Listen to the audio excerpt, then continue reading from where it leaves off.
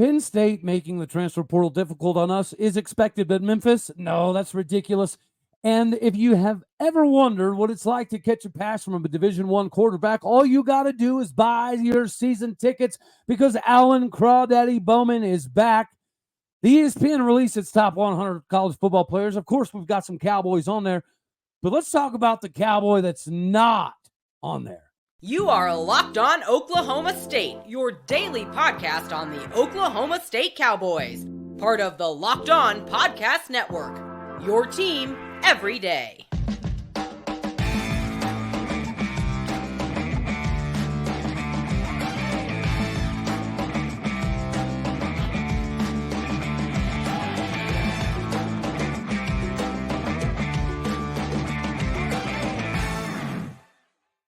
Howdy, y'all, and hello, all. Welcome back to Locked On Oklahoma State, your daily stop for all things Cowboy and Cowgirl related. My name is Cody Stovall. I want to thank you kindly for stopping by. You can find us on all of your podcasting platforms, visually as well on YouTube. Find me personally on Twitter at AllDayOState. Today, we're brought to you by FanDuel. Make every moment matter more with FanDuel, the official partner of the NFL. Right now, we're giving $150 back in bonus bets with any $5 money line bet. So make sure that you go to FanDuel.com/lockedon to get started today. We're going to get started with this ESPN Top 100. And if you noticed on there, they did do some things right. Mainly, they have the number one running back in America, Ollie Gordon, on there. The number one running back in the country comes in at number 11 in ESPN's Top 100. Now, when you look at this list in comparison to the preseason list, right, Colin Oliver was preseason number 75. He finished the season as number 82 on their top 100 best players in college football. And that is phenomenal. To have Ollie Gordon in there as a representative right outside the top 10, it's even further evidentiary proof that this is a Heisman campaign that Oklahoma State will get behind. So will a lot of the people nationally, because he is the best running back in the country. So it's nice to see ESPN obviously validates that. But when it comes to Colin Oliver going from 75th to 82nd, I don't necessarily have an argument there. But what I do have an argument with is how on God's purple earth is Danny Stutsman coming in, the OU linebacker, as number 89 on the ESPN Top 100. You're telling me that the number one linebacker in the Big 12 is not better than the next linebacker in the Big 12? Somebody make this make sense to me, because if it's a popularity contest and he does in fact play for OU, maybe that's part of it. But if it goes off of statistics, and you know we say here that stats, lives matter, but statistically this is not an argument. Danny Stutsman had 104 tackles. Nicholas Martin had 140 tackles. Danny Stutsman had 16 tackles for loss. Nick Martin had 16 tackles for loss. Danny Stutsman had half the sacks that Nick Martin did. Danny Stutsman had half the picks that Nick Martin did. Danny Stutsman had over 3 times less quarterback hurries than Nick Martin did. They had the same number of fumble recoveries. And you ready? The one stat, the only stat and metric that you can find Danny Stutsman ahead of Nick Martin is forced fumbles. Danny Stutsman has one more than Nick Martin. So literally every other single statistical category known to man in this wonderful game of football, Nick Martin is significantly better than Danny Stutsman. So can somebody other than popularity please tell me how you couldn't look at this from an analytical standpoint, or even if you just popped on the film and seen that Nick Martin is better than Danny Stutsman? And guys, preseason, I had Danny Stutsman as the top linebacker in the Big 12. Well behind Daniel Green, but Daniel Green was hurt very early on. So, yeah, it's great that we have Ollie Gordon in there. He should have been top 10 if we're being 100% realistic. But nonetheless, at least they do have him accurately classified as the number one running back in college football. And it's really, really nice having Colin Oliver on there. I think that's a good representation for Oklahoma State. But is Colin Oliver even really the best linebacker on our team? Again, I don't think this is a jab at Colin Oliver. I think Colin Oliver should be on this list. But if Danny Stutsman is on this list and Colin Oliver's on this list, there is no way anybody can say anything other than Nick Martin got screwed here. Now, of course, you can look at the other side of the coin. The benefit to that would be added motivation. I think Nick Martin knows he's the best linebacker in the Big 12. I think he knows that he's arguably one of the best linebackers in the entire country. Of course, he'll be on a lot of the preseason watch list and awards list, as he should be. But what is statistically here that indicates that Danny Stutsman is better than Nick Martin? One forced fumble. It's the only stat you can find that Danny Stutsman is better than Nick Martin at. So all you have to do is have 2 forced fumbles. It doesn't matter how many tackles you have. It doesn't matter how many sacks you have. As long as you have 1 more forced fumble, that's the metric we're going to use. I hope somebody gets this information in Nicholas Martin. It doesn't matter if you dominate and break records in tackles. It doesn't matter if you're at the tops of the conference with Danny Stutsman in tackles for loss. It doesn't matter if you double him on sacks or you double him on picks. What matters is that ESPN gets to prop some stuff up. And, of course, OU's now in the SEC, so they've got to prop up their guy. That's all this is. Because there isn't a metric that exists that says that Danny Stutsman is better than Nick Martin. It's absolutely ridiculous. And, I'm excited to see what Nick Martin's able to do with this little added motivation here. Guys, we're going to be fine. Obviously, Xavier Benson going pro. We knew that was coming. You know, the only departure that I still am pretty curious on would be Corey Black. Everywhere I'm seeing defensively, we're fine. But that one area, it's still a little hit and miss. Now, why Corey wouldn't come back, I don't know. Obviously, he wants to play with his brother. But I don't think Corey would start at Texas. So I don't know why Corey does even have any apprehension whatsoever.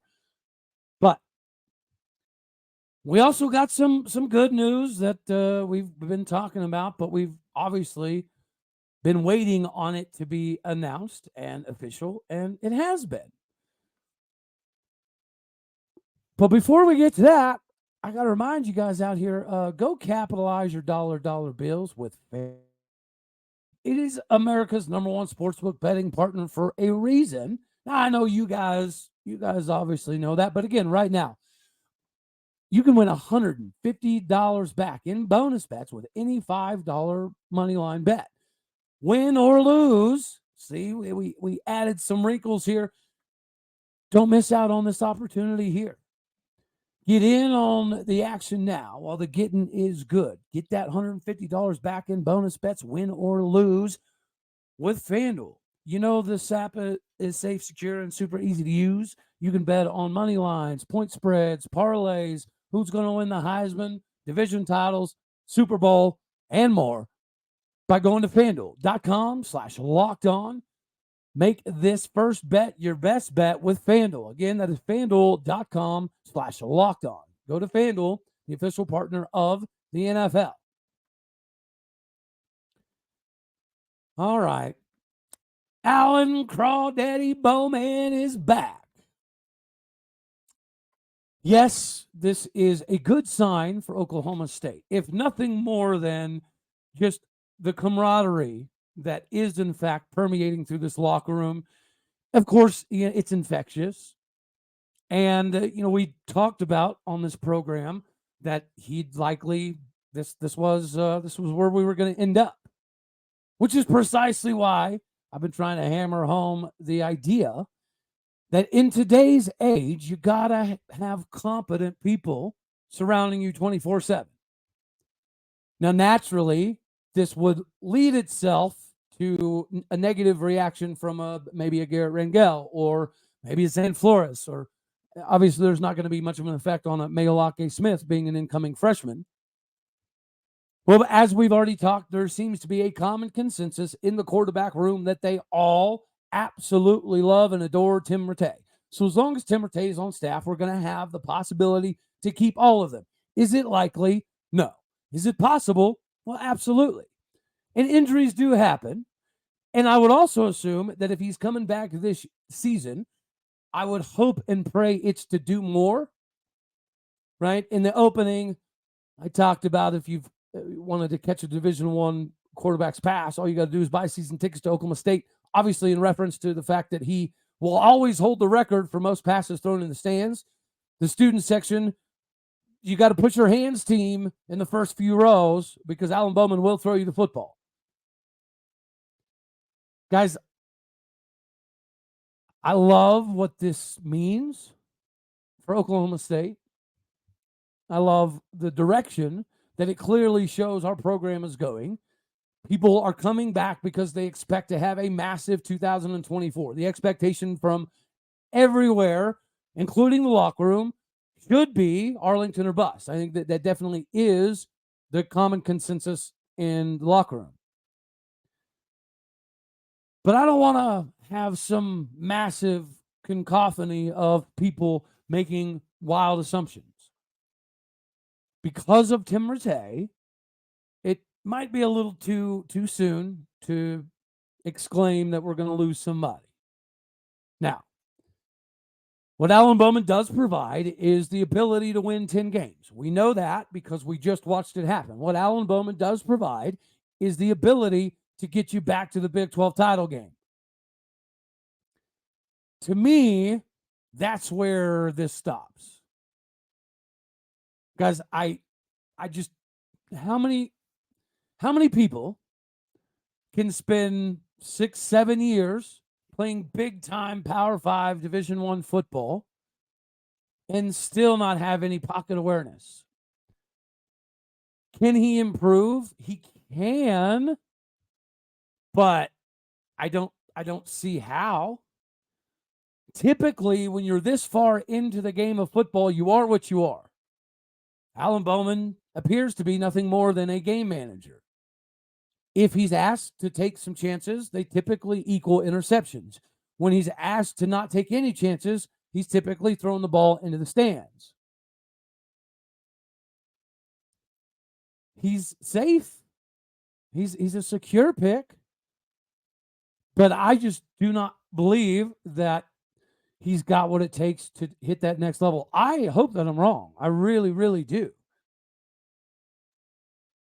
But there's a reason why he has been relegated to the backup role previously.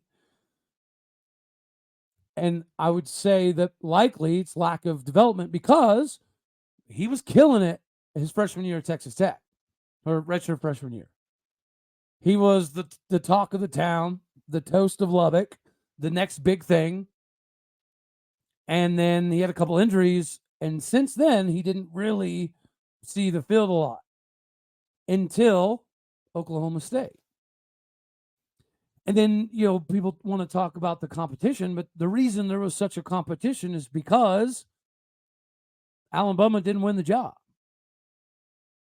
If Alan Bowman would have been the best, we all know that he would have been the guy day one. That's why he was brought in. Gundy loves his veteran guys.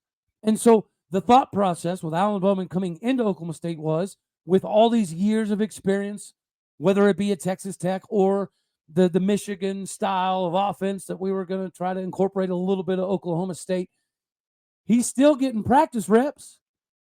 He's still on the scout team. He's still in practice every day.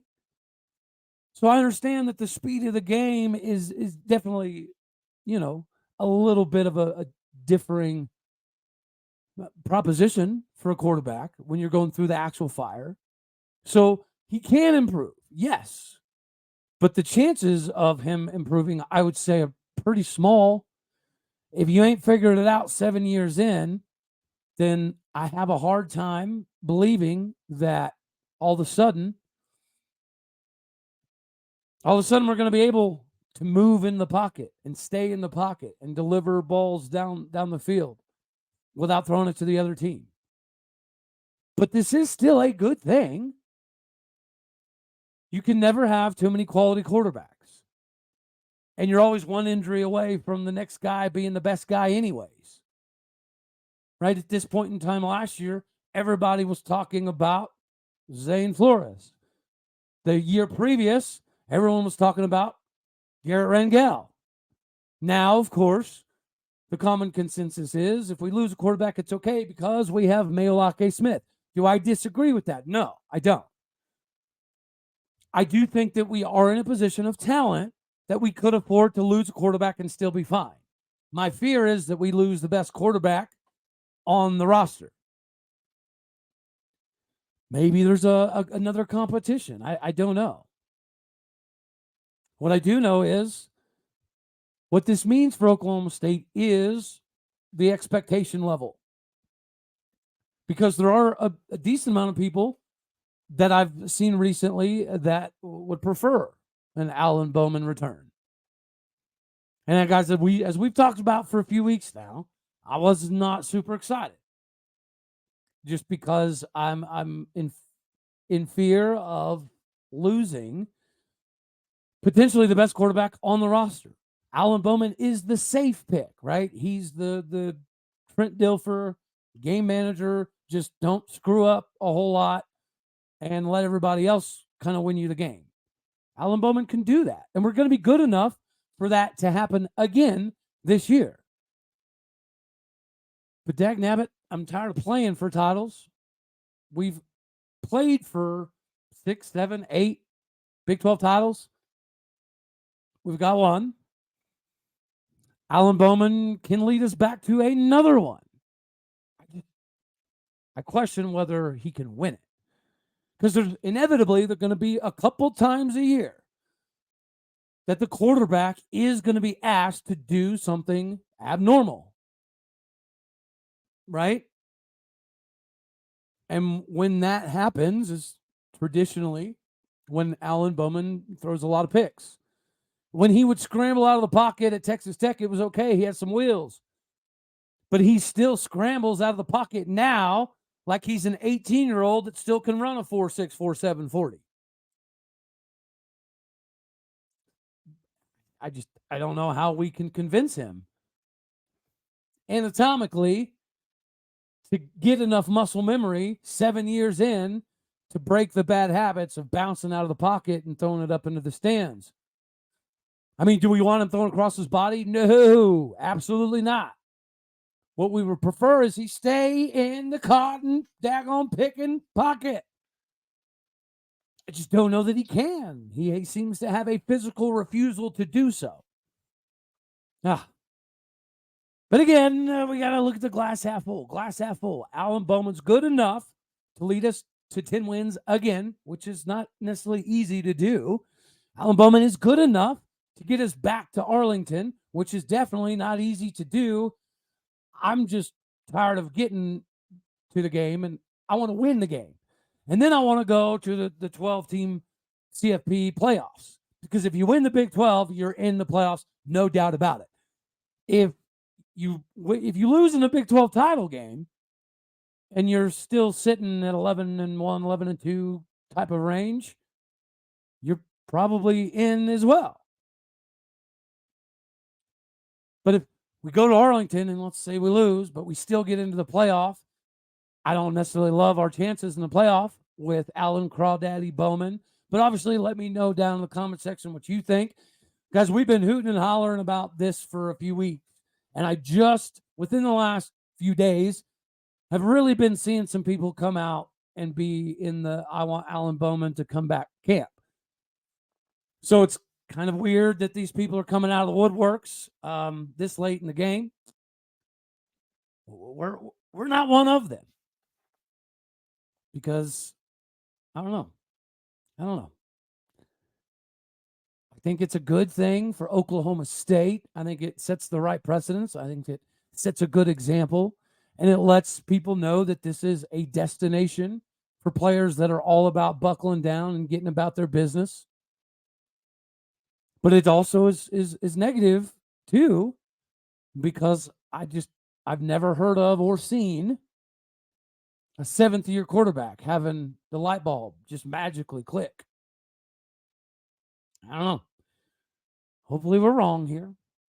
Speaking of being wrong, I was pretty confident we were going to land either one of defensive end transfer Reggie Grimes or wide receiver / running back / return specialist in Jaylen Lucas. I knew that Penn State's push with Jaylen Lucas was obviously going to make things a little precarious for us, but I am very surprised to hear that Reggie Grimes is not only interested in the Memphis offer, but it's worth multiple trips down the Memphis lane for him. Now, I don't get that part. I don't get it. Like Jaylen Lucas, I understand, right? We have the number one running back in the country returning. We've got a 3-headed machine at wide receiver that'll be back. So if you want to make the argument that Jaylin Lucas maybe doesn't see an exact spot where he's going to start 24/7 at Oklahoma State, okay. And realistically speaking, I don't know a lot of people that were looking at it from a wide receiver perspective. Slightly selfishly, we were viewing Jaylin Lucas as the return guy that we haven't had since really Justin Gilbert and Tyreek Hill. I don't know, BP has shown some stuff here and there, but I don't think he's the same returner as Jaylin Lucas. So maybe Jaylen Lucas feels like, you know what? They've got a slot guy. They've got a running back. If I go to Oklahoma State, I might just be more of a returner and a gadget guy. Penn State's got a package for me where I should start immediately. Because if you notice, Penn State's losing some wide receivers. That could be a pretty good indication that Penn State feels pretty good about Jaylen Lucas. Now, Reggie Grimes. If you go to Memphis, I'm sure the money's going to be pretty good. If you go to Memphis, I'm sure you will start day one without even lifting your pinky finger. But is that good? I mean, is that really what you want? Is there a path to the NFL at Memphis? Yeah. Is there a path to the number one strength coach in the United States of America to help you get to the NFL? No. Does Cody Walterseed returning make it a little bit difficult? Maybe. Are you better than Deshaun Brown? No. No, you're not. Are you better than Cody Walterseed? If you thought so, you'd probably be a Cowboy. Now, do I think Reggie Grimes might be a little bit better than Cody? Yes, I do. Do I think Reggie Grimes would start opposite Deshaun Brown if he came back? Yes, I do. But he's a big deal for Memphis. So the Memphis donors, I'm sure, would be open in the arms of the Titanic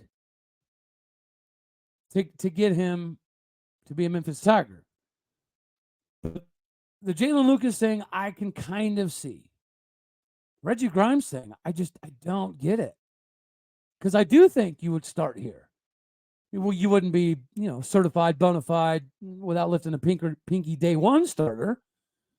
But I think you'd have the opportunity to beat out Cody. We'd give you the opportunity to beat out Deshaun Brown. And if you're better than those two dudes, then you're better than those two dudes. Right? Is Xavier Ross really that big of a deterrent for somebody like a Reggie Grimes? I don't know. Maybe it is. Maybe he knows that we're going to see more out of Xavier Ross than we have previously. Maybe he knows there's a new side to Cody Walterseed we haven't quite been privy to. I don't know. Guys, the only one I'm really worried about right now is Corey Black. DJ McKinney was a surprise. Villy, the O-lineman from Broken Arrow, that was a surprise. Everybody else that has either left or come in has been pretty expected. But yeah, it wouldn't completely surprise me if we lost Corey. I would be surprised if we didn't hear from Reginald Harden Jr. being a Cowboy here before too long. There's a couple other guys, right? Gannon's got a linebacker that just signed with, I think, Arkansas State, or committed to Arkansas State. But the productivity is there. Obi. We've got a tight end from Ohio, but we're having to fend off a lot of Pac-12 and Big Ten schools for that guy, so it could be a little bit difficult. But I don't understand. I don't understand this Memphis thing for Reggie Grimes. Unless it's all dollar bills. I mean, it could be. Could be all dollar bills. I don't know. Let me know what you guys think down in the comments section. Because this show is Moss. My stupid mouse is doing its dumb thing again. Oh, it's going all over the place. All righty, y'all. You know I love you. As always, God bless. Go Pokes. And thank you for tuning in to make this your first listen here in Locked On Oklahoma State. You could be anywhere. So happy you choose to be here. All righty, y'all. You know the drill. Later, taters.